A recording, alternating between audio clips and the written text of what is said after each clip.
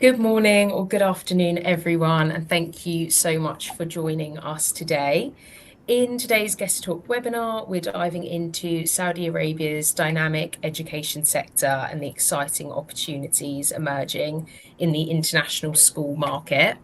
Our expert panel of education leaders will share their first-hand experiences discussing both the growth potential and key strategies for building successful partnerships with schools across the kingdom. I want to take a moment to acknowledge ISC Research, our official research partner, whose expertise and ongoing collaboration have been invaluable.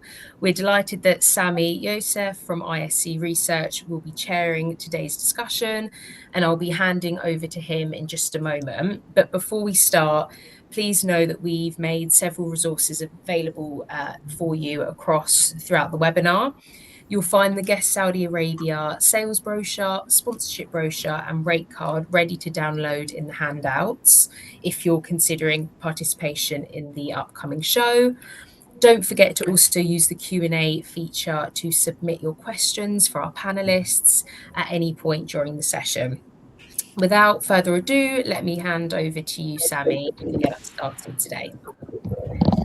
Thanks very much, Louisa, and good morning, good afternoon, good evening, and welcome to Saudi Essentials, exploring opportunities in the K-12 private education sector in Saudi Arabia. As Louisa said, my name is Sami Youssef. I'm the head of global research at ISC Research. Today's session.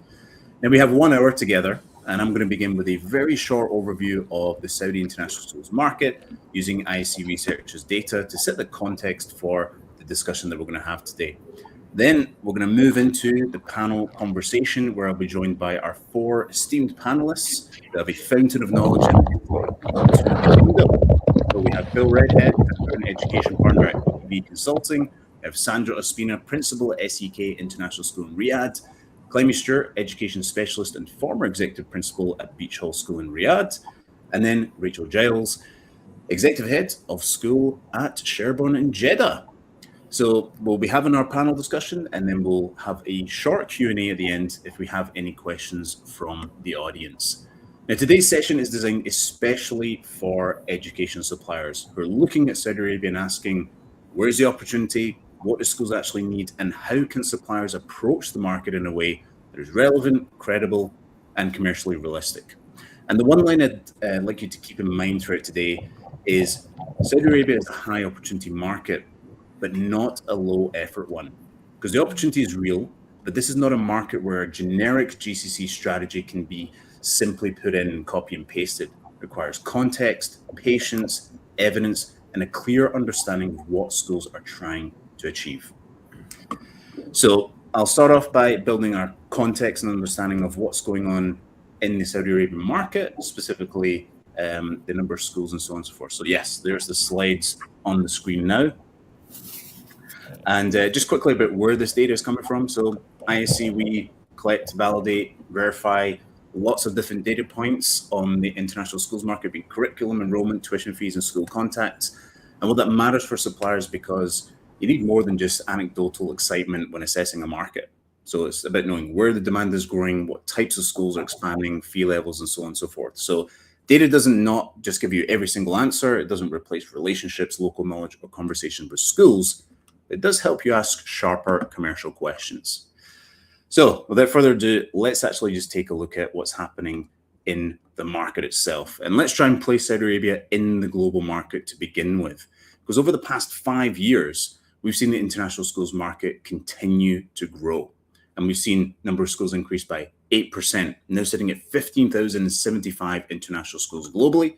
In terms of enrollment, that's gone up by 15%, now sitting at 7.7 million students enrolled at schools around the world. Teaching staff as well, up by 15%, sitting over 730,000 educators employed at international schools. And that final percentage there on the screen there, that's total annual tuition fee income.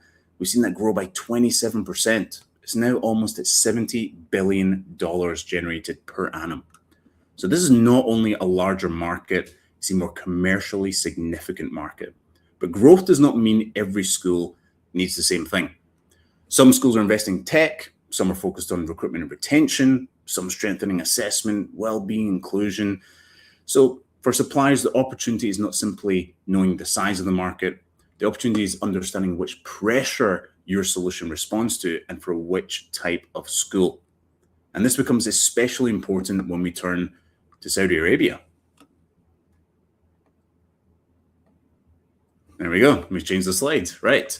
And Saudi Arabia now accounts for 14% of the total number of schools in Western Asia. That's the sub-region that we look at for the Middle East and the GCC. And that makes it a serious part of one of the most important regions in the global landscape. Well, I want to flag one trap very early, because Saudi Arabia is not Dubai 2.0, because it's very tempting to treat the GCC as one broad opportunity. But the markets are very different, which is exactly what we're going to be exploring in today's session. Because, for example, Dubai, you can see as being a bit more mature, a bit more developed, highly internationalized, highly competitive. It's been through several different cycles of international school development. Saudi Arabia has scale, ambition, and momentum, but it's on its own path. It has different relationships with national transformation strategies, different workforce priorities, different family expectations, regulatory conditions. It's got a different rhythm when it comes to decision-making and implementation. And that's what really matters for suppliers, because a solution that worked in Dubai, Abu Dhabi, or Doha may still have relevance in Saudi, but the positioning, partnership model, and implementation approach may need to be different. And this is a market where context does matter. So let's look at the growth over the past 10 years in Saudi Arabia now. And we can see there, in terms of the number of schools, it's now sitting at 332. We've seen an 11% growth rate in the number of international schools. In terms of enrollment, we're now sitting at over 380,000 students enrolled at international schools across the country. And in terms of teaching staff, well, 26% now in terms of growth over the past 10 years, sitting at just over 31,000 teachers employed at schools across the kingdom.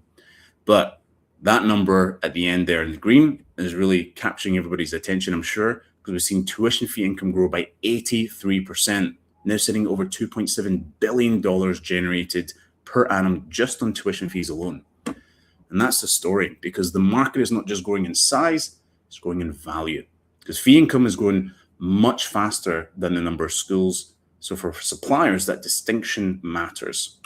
And yes, we've seen new schools come into the market, which of course creates that obvious demand. They need furniture, learning resources, tech platforms, assessment tools, you name it, the list is extensive. But the bigger story is not only the new school openings, it's also the existing schools becoming more competitive, more professionalized, more focused on differentiation. And when fee income grows faster than school numbers, it points to a market where families are investing more as well, where positioning matters more, and where schools need to justify their value a lot more clearly.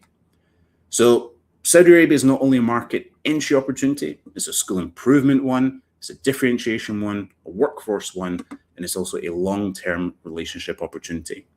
But again, like I said earlier, it's not plug and play. Schools need to see the relevance. They need that evidence from you when you're bringing to them the solutions that you offer.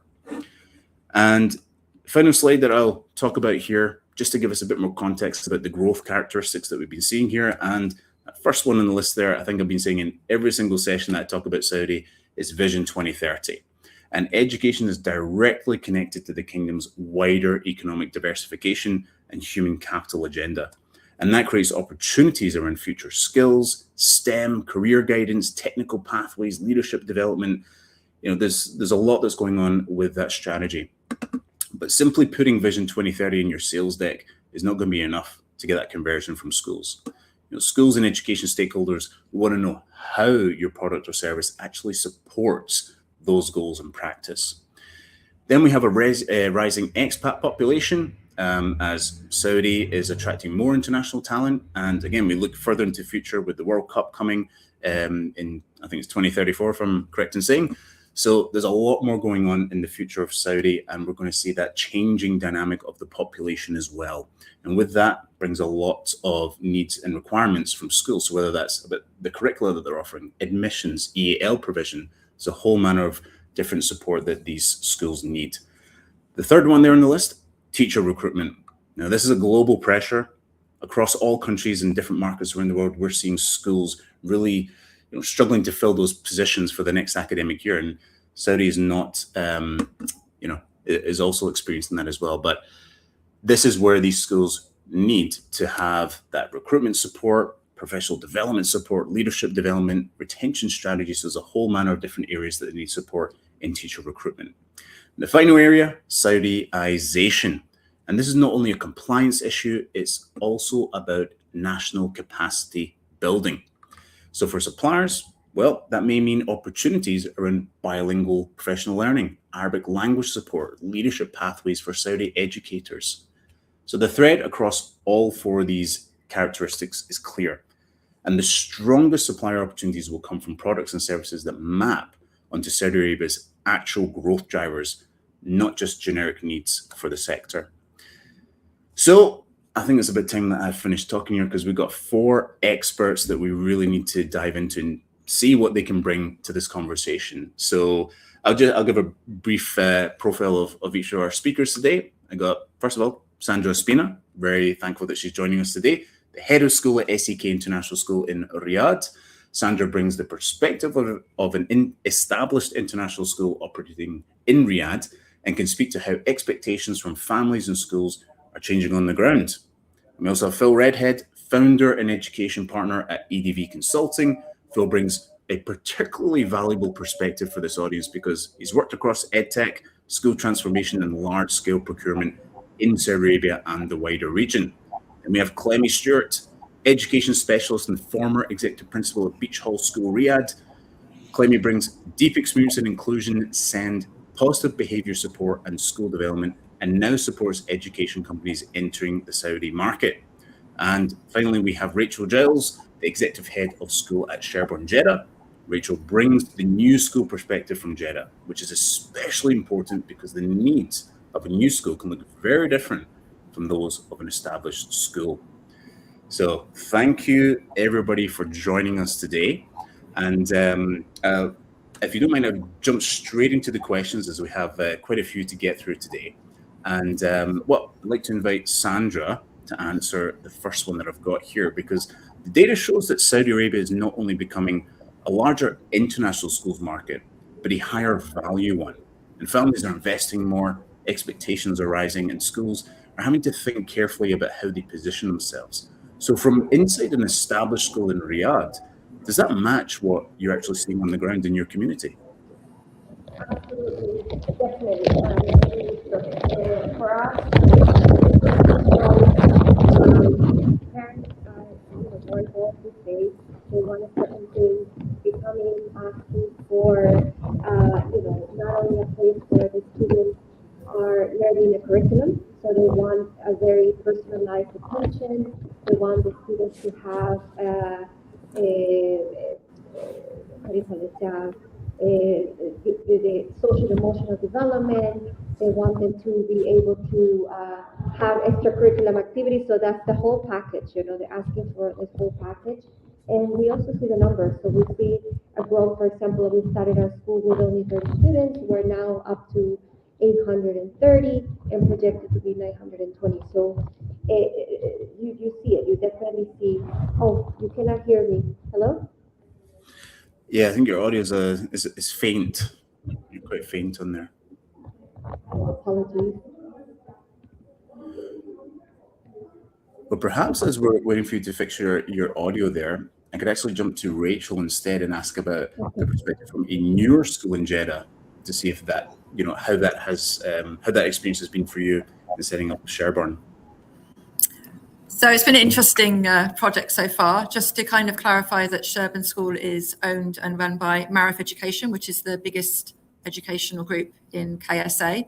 So we have a lot of expertise and support with setting.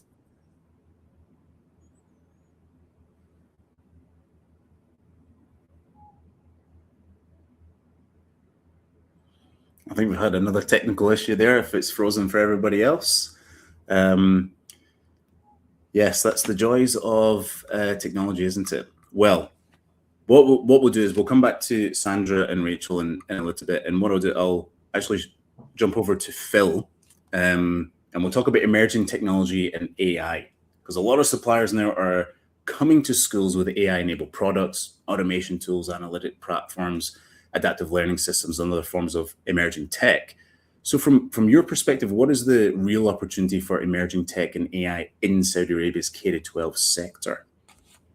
Thanks, Sammy. Well, I think the first thing to say is you mentioned the vision 2030 and then 2040, which is under development, I believe, and it's really exciting because that is all underpinned. Or it's not just, well, the first thing is it's not just a document that gets put in a drawer. It's living and breathing, and this is really sort of driving towards a better society, better economy, and just a great country that's under development here. And there are two exciting things about that. One is education underpins it all, and it's kind of maybe a burden, but also a great opportunity on the K-12 sector to make sure we're producing the human beings, the people that will deliver these strategies, these visions. So that's what's exciting about it. And also, you can't ignore the AI, the technology, and the part that's playing, whether it's into going into clean energy or other industries. Technology is going to play a huge part. So schools are getting on board with that. There are huge efficiency gains to be made for education institutions operationally, but also in learning as well. So schools are all at different stages on the continuum here as they experiment with AI. Some are way ahead, some have got developed strategies, some are just sort of testing the water. And it's a good place to start the discussion with schools, I think, if you've got that kind of solution that you're bringing into the kingdom. What does their strategy say right now? Where are they on their journey? And do some listening, right? Find out, rather than just going in with a solution, what is it that they're trying to achieve? So and then find out, is your solution congruent with that strategy? Does it add value? What are the risks? Is it compliant both with the school and with the regulator and with the ministry and so on, and in the regions as well? And overall, what does it mean for the humans, right? The children, the teachers, the parents, and other stakeholders. And if it's the students, what does it mean for learning, or the school as a business? So in particular, where the AI is applied to learning, I think, there's so much, the internet's awash with debates and, especially among educators and experts around AI. It's critical to be able to sort of articulate the positive impact and dispel the fear that the AI is actually doing the learning for the student, because often that fear is justified. So evaluating the impact of the AI in terms of learning science is a really important exercise. And a simple question I always keep in mind and ask myself when I'm doing this is, what would Guy Claxton say? And look back in detail through all the learning science, everything we know about AI, and is this implementation of an AI solution actually going to help the learning? Is it going to produce better humans? And that's where our conversations always come back to with school leaders. If we put this solution into our school, if we implement AI, especially around the learning, is it going to make better humans? Is it going to be, better learning? Is it going to help the teachers? Is it going to help the organization move forwards on a human level? So I think they're the two sort of really exciting things about the technology. It has to be done because it's in the vision and it's fundamental to the vision. And also, this is it's on the schools to deliver this kind of human capability for the future. Yeah, that's very important points you raised there. I think it'd be great to hear. So I think we've got the tech sorted out for Sandra and Rachel. I mean, it'd be really good to hear from inside schools. How are you thinking about AI and emerging tech at both of your schools? Can I? Yes, please. Thank you so much. Well, one of the things that we have to be, when we're trying with AI, of course, is writing the policies, because this is a very important. Can you hear me? I think the microphone is still a bit muffled. How about, can you hear me now better? It's distant. It's a bit clearer. Okay, fine. I'm trying to find a quiet place. Can you hear me better? I think it's still, the quality is not too great, unfortunately. Okay, I will try to find the headphones. Okay. But, Yeah. yeah, thanks. Okay, thank you. Okay, we'll come back to you later, Sandra. We really want to hear your insights. So, Rachel, sorry, over to you on how you're seeing it inside Sherborne. With regards to technology, we have a very innovative curriculum. We make sure that we incorporate technology meaningfully, and I think that's maybe from a parent's perspective, there is a bit of a fear. They don't want to see their children, go through the whole referring to the COVID and being on iPad. So we have in our vision and the way we make sure that technology is embedded. We're using, for example, live feedback, which is sent to parents so they can see what their children are learning and getting that feedback direct from child to parent, student to parent. We're using lots of innovative ways to use technology, both within the curriculum, but it's got to be meaningful. It's got to be purposeful. Parents are really, that's one of the leading questions they ask is, how much technology is being used. They don't want that. They want that balance. There is a bit of a kind of, I would say, a bit not fear, but they want more of that personalized approach with students and teachers, which is really, really important for that engagement and those positive relationships. So there's always a moderation in that. Yeah. I think that was the key point you said there. Moderation, that's the key piece there. And Clement, with your experience around inclusion, I mean, are there particular opportunities or risks around AI when we think about inclusion, SEND, and student support? That's a brilliant question. I totally agree with what Rachel's just said about that moderation and everything being in balance. It's so important. Nothing replaces the quality of the human being stood in front of the children, building those relationships, adapting the lesson in the live to ensure that children are accessing the learning. That said, AI does offer many opportunities as well. And the fact that it can adapt materials in front of the children as they're working their way through things can be super helpful. For children who might have sight challenges or hearing challenges, AI offers a really simple solution to make lessons and materials more accessible. And there's a wealth of experts out there who are willingly sharing that information and their up-to-date technology. And it's just important to do your research into those people and ensure that what they're saying really does do what it does, and ensure that you are stress testing it before you're putting it in front of the children. I think that's really, really important. I think my biggest red flag for technology, but particularly AI, around children with special educational needs would be around safeguarding. And a lot of us have very, very detailed safeguarding policies. Of course we do. And there's a little add-on about technology or an add-on about AI. It can't be an add-on. It has to be completely rethought and rewritten, because the way that children can very quickly go into quite a dark place in terms of conversations, chatbots and so on, that counts for all children, but particularly for children with special educational needs who might not be able to read the nuance or understand that they're not talking to a real person, is really critically important. So I think make sure your safeguarding policies are up to date, and that somebody who really understands this world has got eyes on them too. I'm not an expert in technology or AI, and therefore I would be defaulting to somebody else in my team who really does understand that and understands the challenges. But the opportunities are huge for children with special needs as well. Most definitely. And it's that support that needs to be provided. Now we've got, Sandra, you got your earphones on there, and I want to go back to that first question, which involves both yourself and Rachel. So I guess just to get an understanding from yourself from an established school in Riyadh, to see what you're experiencing on the ground with all the growth that we spoke about at the start in terms of expectations and, about schools position themselves. So yeah, love to hear from you now that you got your audio sorted out. Oh, sorry, we still can't hear you now.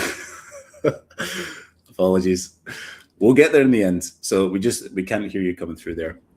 So Rachel, because you cut off when we asked that question to you earlier, just about your school in Jeddah, yes. So I'd love to hear you now about your experience bringing the youth to Jeddah. I can only talk about Jeddah, and one of the key points is that people talk about KSA, Saudi Arabia, but Jeddah is very different from Riyadh. I've been told. I've never, but that's a really important point, that don't just think that because it might be successful in Riyadh, there's definitely a different approach in Jeddah. I would say we are disrupting education. I say that proudly and boldly here. We are doing things very, very differently.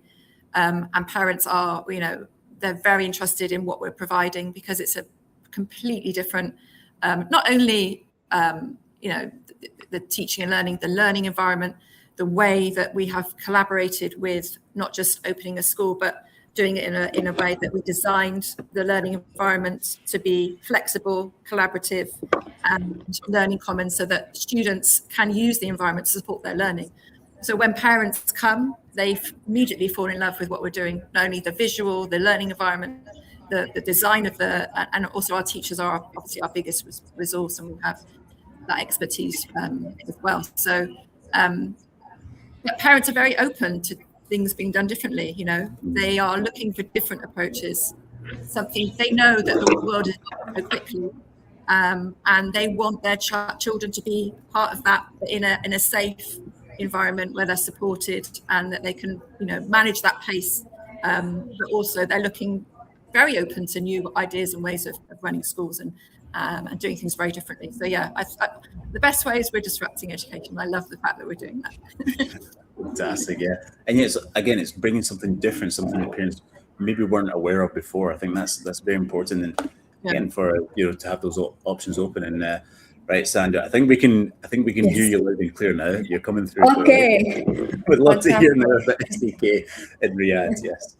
All right, fantastic. Thank you so much. So one of the things that what we have noticed, besides parents being really keen in different types of curriculum, they want their kids to be able to have the development of their social and emotional part. So a lot of them ask, what are you doing for social and emotionally?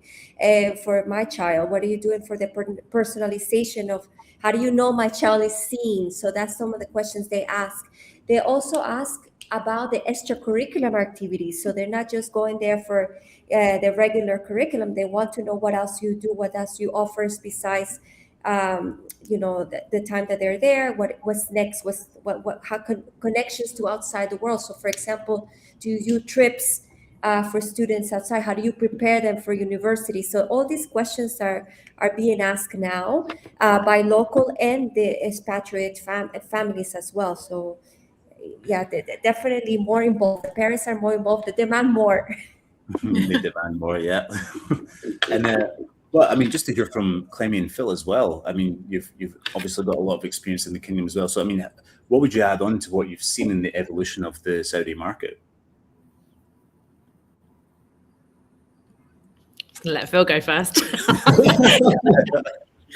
I would just say, I don't think it's anything too different. I agree with Sandra. There's obviously a lot more on the social and emotional side that you might think, and it's happening quite rapidly. And on inclusion as well, we're seeing a lot more engagement with the inclusion agenda. Obviously, that looks different in sort of different regions and areas of the world. So it has to be bespoke. You can't just come in with solutions that might work in other countries. But certainly the social emotional, the inclusion agenda, but also more of it's not coming from families yet, but I think it's on its way from above in terms of more vocational education coming in K-12 rather than leaving that to 18 plus. So I think, that there's possibly a gap in the next few years for schools to do more vocational education at 16 plus and pushing it down even further. So even we're seeing a lot more sort of clamour for things like game design and high-end work like that. So students are getting ready earlier for the real world of work. I think to add on to what Phil's saying, which is a really incredibly valid point around that vocational focus, and there's a whole development of vocational schools that are coming up across the kingdom, which is really exciting. For me, I've been here 3 years now, and each year I've heard the word quality used more and more and more, which is a huge relief as an educator. I'm glad to hear that there's that real focus on quality, both in terms of parent value for money, but also the quality of instruction, the quality of resources. Are we doing the very best we can by our children? And that's now being verified by eTech coming in and running these evaluations of schools. There is that layer of accountability, which is really good, but is therefore something that suppliers need to consider. Are they meeting the needs of that quality assurance? There's been a real diversification of desire. We've got those premium plus schools, we've got middle schools, we've got schools at that lower fee point. And that diversification is just going through the roof. And so there are points of entry for families who may not have accessed accessed independent education before, international education before, but also an opportunity for suppliers to come in at different levels of the market and offer something different. The inclusion agenda, obviously, we've talked about, and I could harp on for hours about it. I promise I won't. But a good example of that being, I'm supporting a multi-academy trust called the Chiltern Way Academy Trust, who are coming in to offer really high-level SEN provision for mainstream schools, for SEN schools. And that's a really exciting opportunity for more children to access education, which is exactly what Saudi Vision 2030 is asking for. So that's great. And the final point I would make as well, that whilst I don't think it's new, I think it's something that is very, very relevant to the Saudi market and that suppliers need to be aware of. And that's that although parents are becoming much more outward facing, much more future focused, they are deeply anchored and rooted by that focus on Arabic and Islamic studies and the local heritage and culture. And anybody who moves too far away from that, whether that's a supplier or a school, does that at their peril. Because if you don't have that fundamental basis running through your school like a vein, you won't work. It simply won't work. So whilst we're very excited about the move and the change and all of these wonderful transformations that are happening, it's never far away from that really important cultural heritage piece that I think we all need to keep a really tight hold of. Yeah, almost certainly. Yeah. And of course, that's a key requirement within the schools themselves to deliver that, the Arabic language and the cultural studies as well. Well, I'm going to go over to Rachel next. I mean, with the opening of Sherborne and Jeddah, as a new school coming in, what were the main needs that you needed from suppliers in those opening stages and for your first operating year? I don't know if you caught hold of this when I spoke at the beginning, but we're owned and run by Marif Education, who's the biggest provider. So we had a lot of support from them, but we also worked very closely with our Sherborne, Qatar campuses over there. They helped with things like resourcing. We worked, I don't know if I'm allowed to name brands or not, but we worked very closely with a furniture supplier in the design of the environment, which has really created a vibrant and innovative and exciting site for us. So lots of different connections with resources, but resources, I think we talked about quality, what Clemmy referred to, but resources that we already were aware of, either with Marif Education or with Sherborne, and already had kind of trusted and good relationships with. So I think that really helps, because if you're dealing with a supplier that's already worked with a group of schools, our group of schools in Qatar, then that immediately gives a great connection. I think, you talked about the plug and play and not just doing things where we've done it before. You really, if you have those relationships with key suppliers already, that really helps and supports with an opening of a school. It's really, really important. Yeah, most definitely. Yeah, having those, if you've got established relationships, that's a very key point. And well, over to you, Sandra, again, about, from an established player in the market. I mean, do you have any differing priorities or different ways that you approach relationships with suppliers?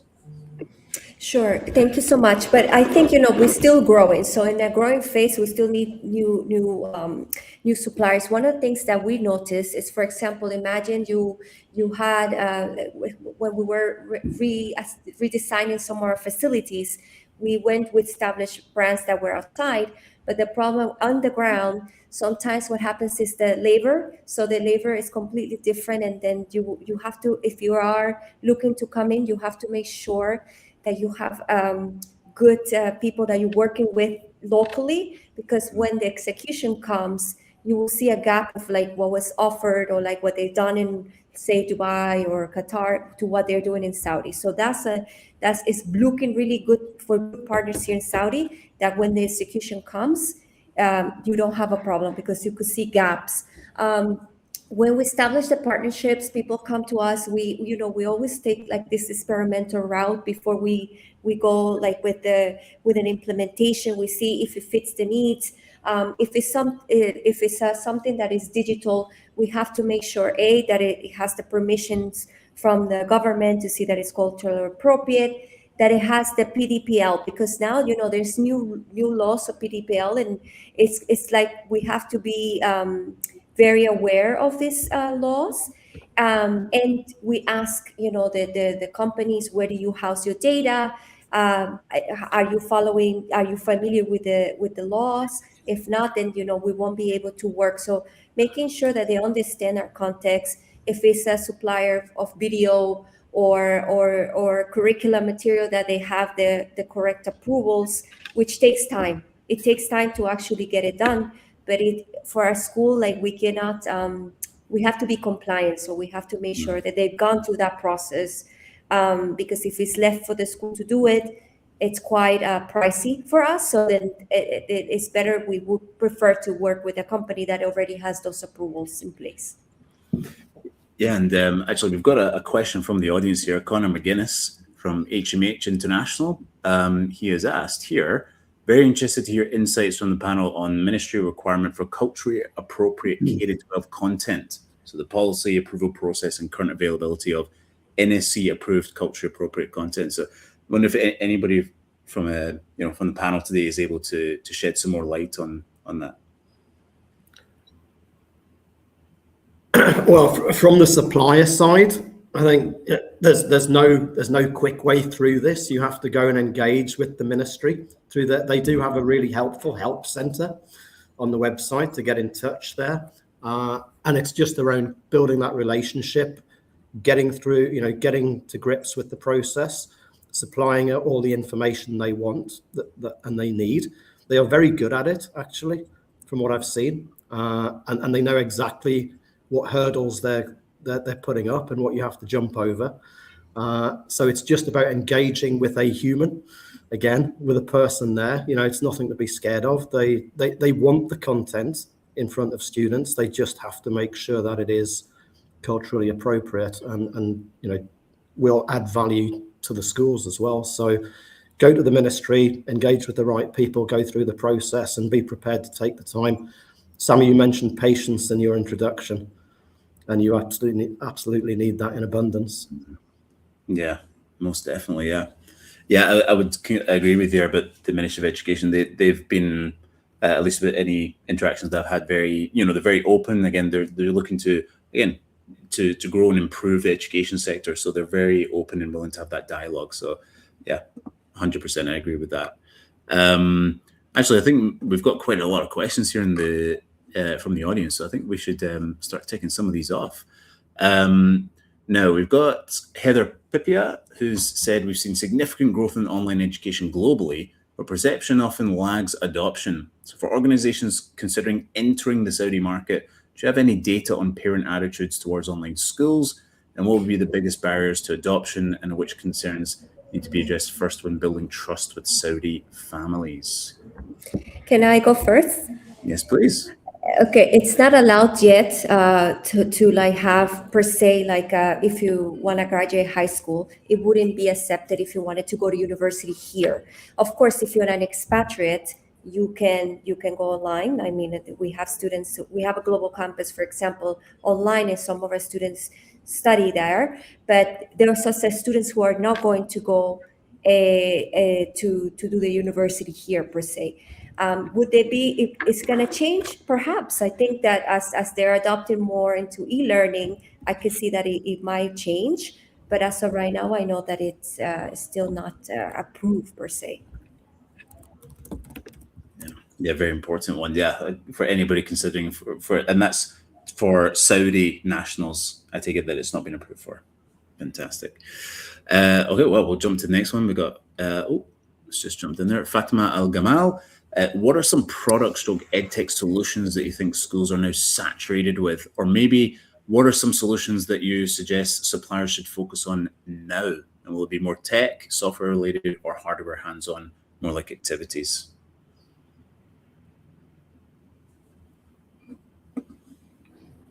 I would go back to a balance of both. I think they both are important. Definitely with the younger years, when we have a FS provision and primary, we have hands-on activities. Children still need to play. They still need to be immersed in playing and learning and all these wonderful skills that they learn from those younger years. But also there needs to be those, even we're doing robotics and we're starting with FS. They are, they can start at that age. So it's a mixture, I think. You have to have those resources to support their learning. The technology is there forever. So we're going to make sure that they are ready to use that, but also a really big emphasis on play. Cannot emphasize that enough, that children should just play, you know. So I say a mixture of both. Yeah, a good balance there, most definitely. And of course, with all the research in child development and looking at screen time, you know, at a very young age, that's again very important in this conversation where we talk about bringing in products and services around EdTech into schools. Right, we'll keep going through these questions quite a lot here. Well, we'll stick on EdTech. Somebody's asked here, Tiago Chair has asked, what's the best way for an EdTech entry into the Saudi Arabian market? As EdTech, we always struggle to grow, for growth with a good pace. I'll just jump in there quickly. I think you get there personally, physically. You have to be there, I think. Meet with the principals, meet with the stakeholders. And the first thing you have to do, in my experience, is listen. Find out what the needs are, what they're looking for, what they already have, and go in from a position of openness and credibility around, and show that you care. Right? There seems to be even more of a sort of movement towards, you know, ask not what your country can do for you, but what can you do for the country? So what are you investing in the country in terms of time and people and money and Saudiization, right? Are you here for the long haul? And make that clear in those early conversations. And if it is just exploratory, be honest as well, to say, you know, this is what we've got. You know, it might fit, it might not, but do those exploratory sort of activities face to face, in person, and show that you're genuinely committed to the kingdom. Can I just jump in there as well, just building on Phil's brilliant point? I think being in there in person with principals is really important, but also being willing to talk to the board if the board are actively involved and wanting to be part of those decisions. I think there's been a bit of a sense that Saudi is this wonderful pot of gold and that we've all got millions and millions of SAR to throw at everybody. It's not true. That doesn't exist. You know, that there is money, but it has to be really carefully invested in things that make a discernible difference to the children, the parents, or the staff. And I think, you know, there's something really important there about that longevity of that relationship. As Phil says, you know, there's a lot of people that talk on LinkedIn about loving Saudi Arabia and wanting to be part of it, but have never been here. You have to come, you have to understand the country, you have to understand the nuances. We've gone through a very challenging few months across the Middle East, you know, some areas far worse than Saudi, but we've all experienced quite a challenging time. And it's those people who stay and have that longevity and that resilience that say, we still want to be part of it, we still want to be coming in with you, but also recognizing that now's probably not the time for a big sales push. And just reading the room sensitively, I think, is really, really important as well. So longevity and resilience, but also that personal touch of understanding where we are in quite a challenging time, I think is important as well for suppliers to take note of. Yeah, very important to take note of that.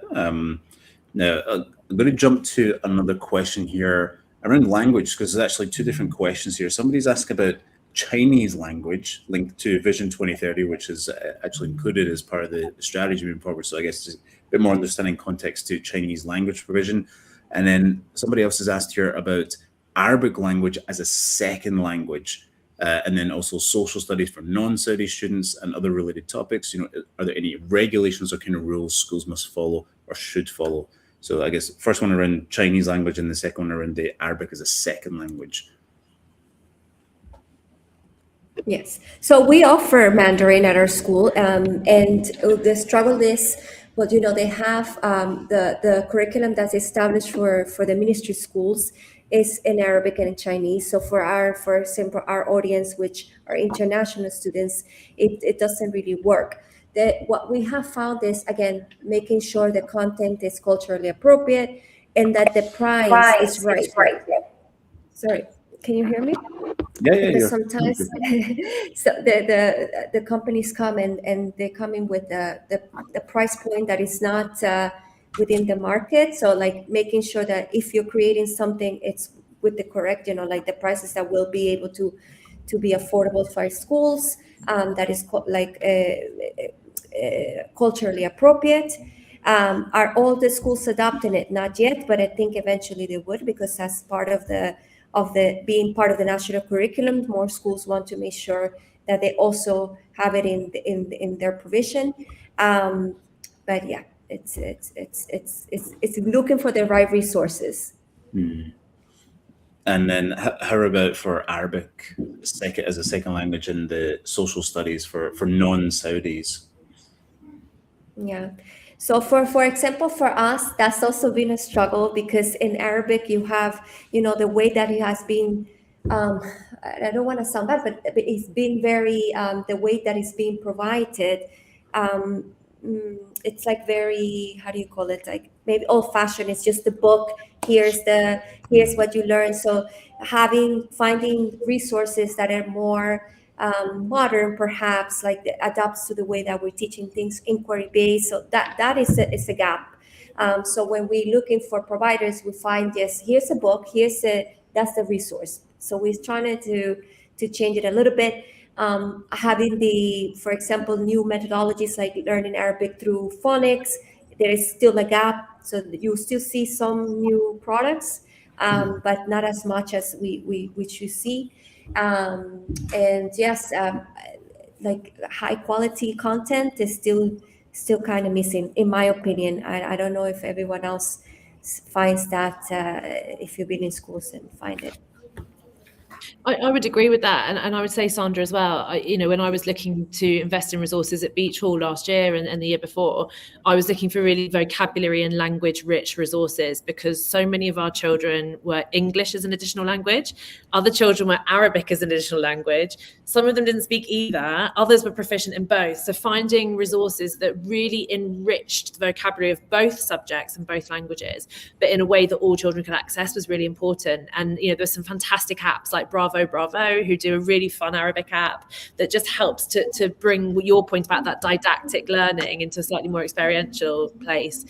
Really, really helps. But just understand that so many of our children are trilingual speakers as well, bilingual, trilingual, and ensuring that you utilize the research around bilingualism and ensure that they keep their mother tongue going as well as developing Arabic and English is so important. It's such a superpower. And unfortunately, often children are encouraged to stop thinking in their mother tongue to develop the language they're trying to acquire, when actually research shows that's the wrong thing to do. So building that relationship with parents to help them understand the acquisition of second and third languages is really important as well. Yeah, and I also think it's not always about looking for that killer tool that can sort of save you and deliver that education. It's around finding something that fits with your own confidence in delivering a creative curriculum and doing all the practical activities and the speaking and listening and getting out there in the world and doing that and immersing yourself in the language of your life as well, and then having your kind of supplementary and congruent tools that are going to sort of add value to that, but always coming back to humans first. People make great people make great schools. Yeah, but actually, I want to go back to Clemmy around inclusion and sending, just to get an understanding of how real is that demand in Saudi right now, and where do you think schools still need the most support? Gosh, that's a webinar on its own, I think. I don't know if Sandra and Rachel would agree in terms of their experiences on the ground. The data around SEND is still quite hard to get hold of out here, and up-to-date data is very challenging. But certainly on the ground and in schools, I would say there is a very, very high level of need. You will have some children who come with diagnoses that have come at a very, very early age that as educators, I think we're all quite surprised. To see a 1-year-old diagnosed as autistic is different. And so you have that element, but then you also have the element of children coming with undiagnosed need, which is far more common. There are high levels of autism, ADHD, dyslexia, comorbidity is definitely prevalent as well. I'm not saying any more so than other countries. We know the data internationally, but the challenge here is that it's still quite a new concept to have children with special educational needs in a mainstream learning environment. And so the assumptions that we might make in more established markets around adaptive teaching, quality first teaching, differentiation, you can't make those assumptions necessarily in classrooms around the kingdom yet. And I use the word yet with real optimism because it's changing rapidly. But I think, that is something we need to be mindful of. And going back to your initial point, Sammy, about Saudization, localization of teaching, it is simply not covered in teacher training yet in many of the places that our local teachers are coming from. So it's not that there isn't a desire to meet the needs of children in the classroom. There just isn't necessarily the knowledge or the experience or the expertise in how to do that. So anybody that can come in and enable staff to do that with more confidence and to do that with more knowledge behind them in their toolkit will absolutely smash the market, because the need is absolutely there. And I think there's a slightly archaic view that parents don't talk about special needs here and they won't acknowledge it. That hasn't been my experience on the ground at all. These parents love their children. They want them to succeed and do the best. And therefore, they're open to that adaptation. They're open to therapies and support. They just wish there was more of it on the ground. So anybody coming in that market, I'm certain will do a really good job. The final point I'd make on it is that, you know, with the Multi-Academy Trust I've been supporting, we've sat at tables with the Ministry of Education, with RCRC. At that level of leadership, there is an absolute understanding and an acknowledgement that it's needed. So you would not even be pushing on an open door. You would be waltzing through an open door. It's there. They just need the people here to deliver it. I mean, and also to Sandra and Rachel, I mean, just to get an understanding in the context in both of your school environments, what you've been seeing in this area. Rachel, you want to go first? Go on, it's okay. Okay, sure. So yes, like Clemmy said, the demand is there.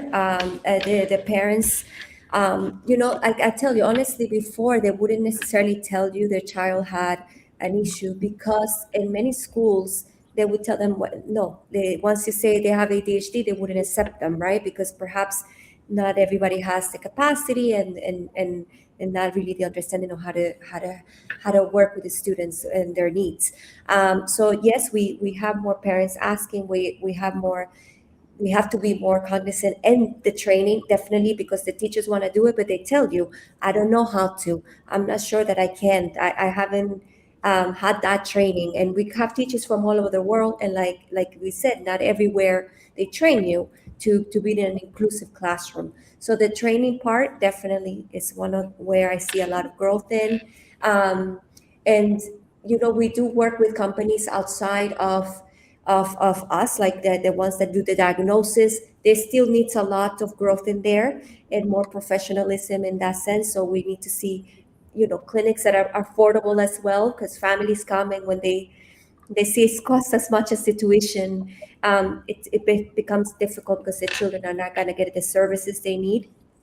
So having better prices, but really good quality, and the services coming more on board, and the schools being able to do some of those services, so that then parents don't have to, you know, travel to another place and get the services outside of the school. Yeah, thanks for that. Rachel, anything else you feel to add there? Nothing new to add. I was just agree with Clemmy about, I find parents are very open and do want the support and do want guidance. And I think that's the partnership there is really strong. And I think that's the best way forward with regards to supporting children, whatever their needs are. I think that's definitely been refreshing for me here. So yeah, just the same as everyone else. Thanks very much. And well, I want to go to Phil, because I think we'd love to hear an example of a partnership or a collaboration that has worked particularly well that you're aware of, and also just how it did, why it did. Okay. So I think I've mentioned this one before on another forum, but I think it brings together a lot of the elements of success around relationships, resilience, relevance, that you need to sort of succeed in international education anyway, especially in the kingdom. So there's a US based, I won't name the company, but there's a US based LMS solution, which is not particularly the most exciting kind of area. And you know, some people say, oh, you don't need an LMS, sort of move just onto Teams or Google or Google Classroom or whatever. But there's a really sort of more traditional LMS solution that's done really well for a number of reasons. Firstly, that they're absolutely on the ground. They're seen as local and always available. They're partly Saudi owned, which helps as well, even though they're registered in the US. So that really helps. They are seen as a Saudi company. Now, it's obviously not going to be possible for everyone to go and do that straight away. But I think, as a first step, building those relationships on the supply side, finding the right partners, finding Saudi nationals to be part of your story is really important. Now, secondly, they've worked hard at building and adapting a relevant product. So their system does not look like it did 5 years ago. During COVID, it did well during COVID, but they've done a lot to bring AI into it, to develop and accept materials and create API links with content that is being approved. So they're really listening to what the schools want. But I think the most interesting thing about this particular LMS provider is they made a really bold decision a few years ago to tie the incentives for their people to the impact on the school. So the school's KPIs and their own KPIs in terms of the sales team, the marketing team, customer success, and everyone in the business is tied not just to getting that initial sale, but actually doing what they've promised. So agreeing what the impact will be on the school in terms of learning, efficiency, operations, and so on, and actually applying those metrics over the course of 1 year, 2 year, 3 year contracts to say, we win, you win. And that, when I spoke about it last year, that was kind of just getting off the ground and being accepted. But now it seems to be going really, really well. And again, it comes down to that commitment that we're in it together, and we're not just going to come and sell you something and walk away. This is your success is our success, and we're putting our money where our mouth is, and our reputation, our credibility depends on the school meeting its KPIs and us delivering improvement and being in a true partnership. Yeah, some very strong, valuable words there at the end there, Phil. I don't know if anybody else wants to comment, because I think we're coming to our last 4 minutes of the session. So just any final comments from the panel today?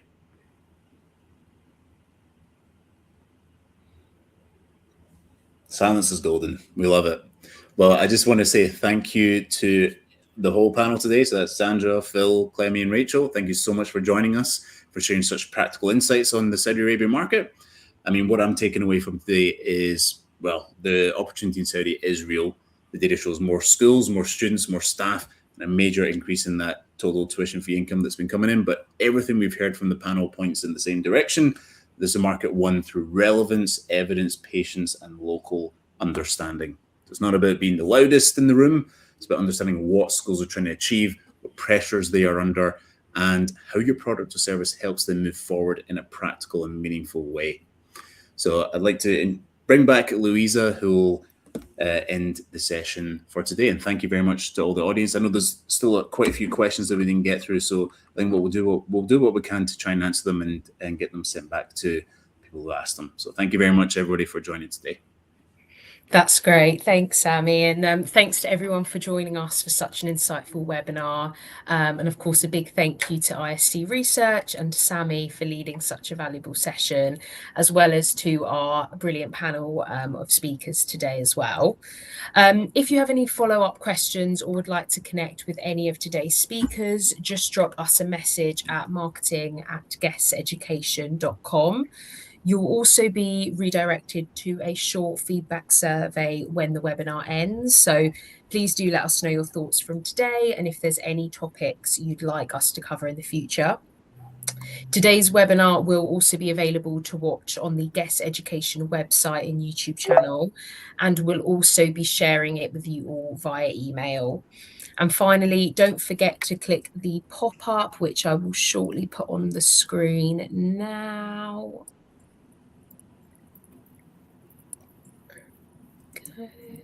Hopefully that has appeared. So this is just to learn more about Guess Saudi Arabia or to get in touch with our sales team. And if you'd like to know more about ISC Research and the fantastic work that they do be sure to reach out to Sammy. Thanks again, everyone. And until next time, take care and have a great rest of your day. Thanks, everyone. Thanks, everyone. Thank you. Bye-bye. Thanks, everyone. Bye-bye. Thank you.